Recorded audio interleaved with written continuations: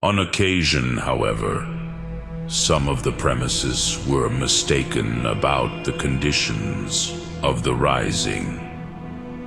For since a body composed of opposites seems necessarily to be corrupted, there have been some who have said that men who are resurrected do not have such bodies composed of opposites. Some of whom held that our bodies do not rise again in a corporeal nature, but are transmuted into spirit, moved by what the Apostle says, 1 Corinthians 15:44. The animal body is sown, the spiritual body rises. Others, however, were moved by the same word to say that our bodies in the resurrection will be subtle and like air and winds. For the spirit is also called air, so that the spiritual things of the air may be understood. Others, however, said that in the resurrection of the soul, the bodies are revived, not earthly but heavenly bodies, taking the opportunity from what the Apostle says, 1 Corinthians 15:40. Speaking of the resurrection, there are heavenly bodies and earthly bodies. All this seems to be supported by the fact that the Apostle says there that flesh and blood shall not inherit the kingdom of God. And so it seems that the bodies of the resurrected will not have flesh and blood, and consequently not even any fluids.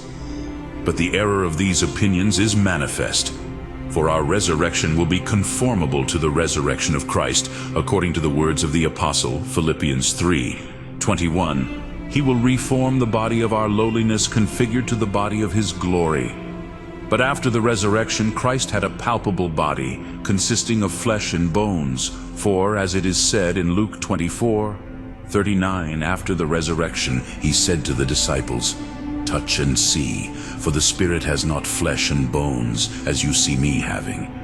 Therefore, other men will also have palpable bodies when they rise again, composed of flesh and bones. Still, the soul is united to the body as the form of matter, but every form has a determined matter, for there must be a proportion of act and power. Therefore, since the soul is the same according to its species, it seems that it has the same matter according to its species. Therefore, the body will be the same in appearance after the resurrection and before. And so it must be made up of flesh and bones, and other such parts. Further, since matter is posited in the definition of natural things, which signifies the essence of species, it is necessary that, as matter varies according to its species, the species of a natural thing varies. But man is a natural thing. If therefore after the resurrection he will not have a body consisting of flesh and bones and similar parts, as he now has, he will not be resurrected of the same species, but will only be called man equivocally. Again, the body of another species is more distant from the soul of one man than the human body of another man. But the soul cannot be repeatedly united to the body of another man, as was shown in the second. It will therefore be much less possible in the resurrection to unite with the body of another species. In addition, in order that a man may rise again with the same number, it is necessary that his essential parts should be of the same number. Therefore, if the body of the resurrected man will not be of these flesh and bones of which it is now composed, the resurrected man will not be of the same number. But Job most clearly excludes all these false beliefs, saying, "I will again be surrounded by my skin, and in my flesh I will see God, whom I myself will see, and no one else." And each of the aforesaid opinions has its own incongruities. For it is absolutely impossible to suppose that the body should pass into the spirit, for they do not pass into each other except what they share in matter. But there can be no communion of spiritual and corporeal things in matter, since spiritual substances are entirely immaterial, as was shown in the second. It is therefore impossible for the human body to pass into a spiritual substance. Again, if the human body passes into a spiritual substance, it will either pass into the spiritual substance itself, which is the soul, or into some other. If it is in itself, then after the resurrection there would be nothing but the soul in man, just as it was before the resurrection.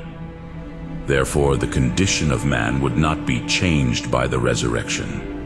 If, however, it passes into another spiritual substance, it will follow that from two spiritual substances, something will become one in nature, which is absolutely impossible because every spiritual substance is subsisting by itself.